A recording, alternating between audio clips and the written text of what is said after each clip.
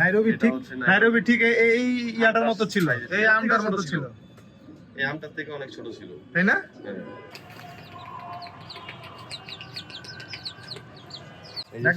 ডাক দিলে সাথে আইসা পড়ে। গুলার সঠিকভাবে পালতে পারলে আরো বড় হবে। এই ভিউয়ার্স, আসসালামু আলাইকুম, স্বাগত আপনাদেরকে আমার রুফটপে। আজ অনেকদিন হলো ভিডিও আপলোড দেওয়া হচ্ছে না, কারণ এতদিন অনেক বিজি ছিলাম, এদিকে ওদিকে ছিলাম। ঈদও গেল, অনেক জায়গায় ঘুরতেও যাওয়ার কারণে আমাদের দুইজন ম্যানেজার সাহেব বিজি ছিলেন, আমিও বিজি ছিলাম, তাই ভিডিও টোটালি আপলোড করা হয় না, ভিডিও করাই হয় নাই। তো আজ অনেকদিন পরে ভিডিও করতে আসছি। চলেন আপনাদেরকে ছাদের আপডেট জানাই, কোন পশু পাখি কি অবস্থায় আছে, কোনটা নতুন আসলো, কোনটা চলে গেছে, মোটামুটি আপনাদের সাথে শেয়ার করি। এই যে নতুন একটা মোরগ বাচ্চা দেখা যাচ্ছে, মাশাআল্লাহ ও সেট হয়ে গেছে আমার সাথে অলরেডি। ও অত লাফালাফি করে না, কিন্তু ওর সাথে দুইটা নতুন আরেক জোড়া মুরগি অ্যাড হয়েছে। মুরগিগুলো হচ্ছে গলাচিলা মুরগি, কিন্তু মুরগিগুলো একেবারেই জঙ্গলি বলতে পারেন। যে ওরা প্রথমে একবার আমি বলে বের করছি, উড়াল দিয়ে দুইটা মুরগি ছাদের বাইরে চলে গেছে। অনেক কষ্ট করে, বাসায় কেউ ছিল না, একাই ধরে নিয়ে আসছি। আচ্ছা, এটা কি জাত? এই জাতটা নিয়ে আমি একটু সন্দেহ আছি। জাতটা আমার বেশিরভাগ মনে হয় আসিল আর দেশি মুরগি ক্রস, বা পাহাড়ি হইতে পারে, আমি শিওর না। পাহাড়ি মুরগিও হইতে পারে, বা আসিল আর দেশি ক্রস হইতে পারে। আচ্ছা, অন্য দুইটা মুরগি কই? অন্য দুইটা মুরগি ওই যে খাঁচার ভিতরে আছে। একটু সাবধান, মুরগিগুলো অনেক ডেঞ্জারাস। ঠোকর মারে না, ওরা বের হয়ে যায়। গলা ছিল দুইটাই গলা ছিল। ডিম দিছে? মুরগিটাও গলা ছিল। ডিম দিছে? একদিন এটা ডিম পাইছি, এই আনার পরেই, জানি না কোনটা ডিম দিছে। তো মুরগির সবগুলা মোরগ ছিল, ওই মুরগিটা একা ছিল, আমি জানি না, ওই হয়তো ডিম দিয়ে পরে অফ করে দিছে জায়গা চেঞ্জ হওয়ার কারণে। মোটামুটি সপ্তাহ বেশি হয়ে গেছে আমার সাথে চলে আসছে। বৃষ্টি হয়েছে তো, এই কারণে পানি জমে আছে না? হ্যাঁ, বৃষ্টির কারণে পুরো পানি হয়ে আছে পুরো ছাদে। পাগুলা কালো কালো, দেশি মুরগির মতো তো লাগে না। দেশি মুরগিটা তো ছোট হয় না, মানে এত বড় হয় না। সরি, না, সাইজগুলো হ্যাঁ মাশাআল্লাহ অনেক বড় বড়। এই মুরগিগুলো সঠিকভাবে পালতে পারলে আরো বড় হবে আর কি। এগুলো একদম গ্রামে পালা মুরগি, তো একদম ছাড়া অবস্থায় থাকতো, গাছের উপরে নাকি থাকতো। তো ওই কারণে মুরগিগুলোর বাড়ি থেকে নিয়ে আসছো? ক্যারেক্টারটা একটু জঙ্গলি টাইপের। না, আমার বড় ভাই তার কোন ফ্রেন্ডের গ্রামের বাড়ি থেকে নিয়ে আসছে। এই যে আপনারা দেখতে পাচ্ছেন, মাশাআল্লাহ আমার বুলেট পার্ট 2। এটা কোনটার বাচ্চা? এটা আমার আগের মুরগিগুলোরই বাচ্চা আর কি। যে মুরগিগুলো ডিম পারতো সবগুলোর ডিম তো মিক্স করা, জানি না কোন এক্স্যাক্টলি কোন মুরগির বাচ্চা, কিন্তু ওর বডি ফিটনেস দেখলে মনে হয় যে আমার ওই মুরগিটারই বাচ্চা। আর ওই মুরগিটার সাথেও আরো 3টা বাচ্চা আছে, মাশাআল্লাহ আপনারা দেখতে পাচ্ছেন। এই যে এই মুরগিটা, হ্যাঁ, এই যে 4টা বাচ্চা ফোটার পর একটা বাচ্চা সাথে মারা গেছে, আর 3টা বাচ্চা ছিল। ওই 3টা বাচ্চা মাশাআল্লাহ ভালোই বড় হয়েছে।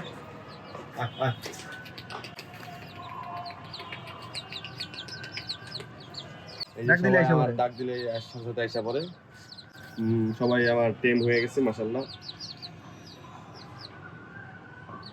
তারপরে এই বৃষ্টির সিজনে প্রত্যেকদিন রানিং বৃষ্টি হওয়াতে মোটামুটি সবগুলা গাছই পুরা ভরপুর পাতা, সবুজ দেখা যাচ্ছে, ফল দেখা যাচ্ছে মোটামুটি সবগুলা গাছে। মালটা গাছে মালটা আছে, আতা গাছে আতা ধরতেছে, আবার পেঁপে গাছে পেঁপে ধরতেছে, ডালিম গাছে ডালিম আছে মাশাআল্লাহ।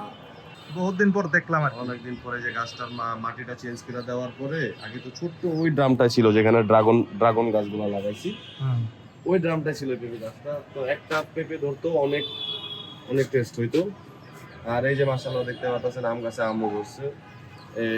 2টা আম ঝরে পড়ে গেছে, আজকে সকালে একটা আম পড়ে গেছে। তো এই আমটা দেখছি আমি, খরগোশ ফিমেলটা অর্ধেক খেয়ে ফেলছে, তো বাকি অর্ধেকটা আমি মেলকে দিয়ে দিছি। এখানে ওই পাশে মেল খাচ্ছে খরগোশ। এই যে এখানে দেখো, এটা কোনটা? এখানেও তো একটা কোশ্চেন আছে যে আর কি, এটা কোনটা দেখে আপনারা সবাই চিনতে পারেন কিনা, এটা কোনটা দেখেন। এই যে সেম টু সেম আরেকটা নিচে আছে। প্রফেসর না নাইরোবি?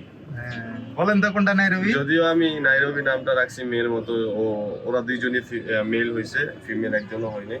মানে এটা নাইরোবি? হ্যাঁ, নাইরোবি ঠিক এই ইয়াটার মতো ছিল, এই আমটার মতো ছিল। এই আমটার থেকে অনেক ছোট ছিল, তাই না? হ্যাঁ।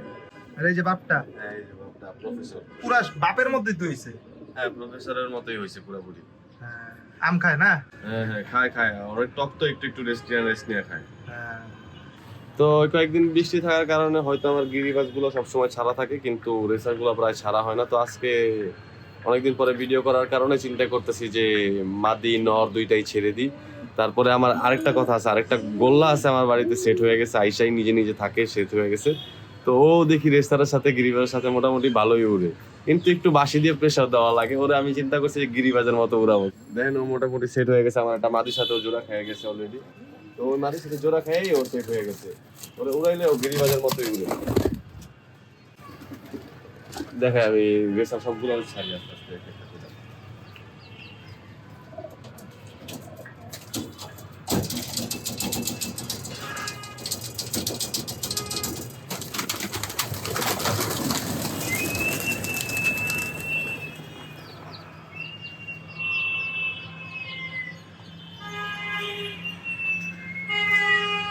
আজকে মাটিগুলো আরো ছাড়বো।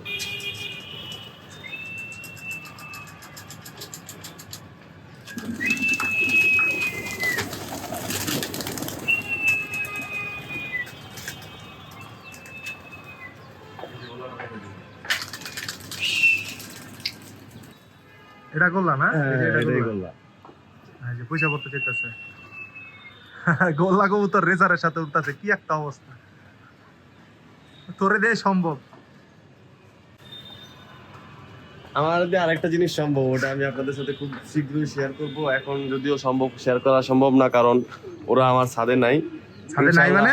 ইনশাল্লাহ নেক্সট ভিডিওতে আমি দেখাবো আমার ছাদে কিছু ওয়াইল্ড লাইফের চলাফেরা, মানে বাইরের থেকে আসে এরকম কিছু? যারা জঙ্গলি কবুতর বা জঙ্গলি আরো কিছু পাখি টাকি আছে যেগুলা জঙ্গলে বা সচরাচর আশেপাশে থাকে, কিন্তু এখন ওগুলা আমার ছাদে আসে, খাওয়া দাওয়া। পোষ মানায় ফেলাইছো? আলহামদুলিল্লাহ, ওরা আমার দেখেও ভয় পায় না। তো বলতে পারো মোটামুটি পোষ মানায় গেছে। তো আজকের জন্য এই পর্যন্তই ভিউয়ার, সবাই ভালো থাকবেন, সুস্থ থাকবেন, লাইক শেয়ার কমেন্ট করে পাশে থাকবেন। তো এই জানিয়ে বিদায় নিচ্ছি, আল্লাহ হাফেজ।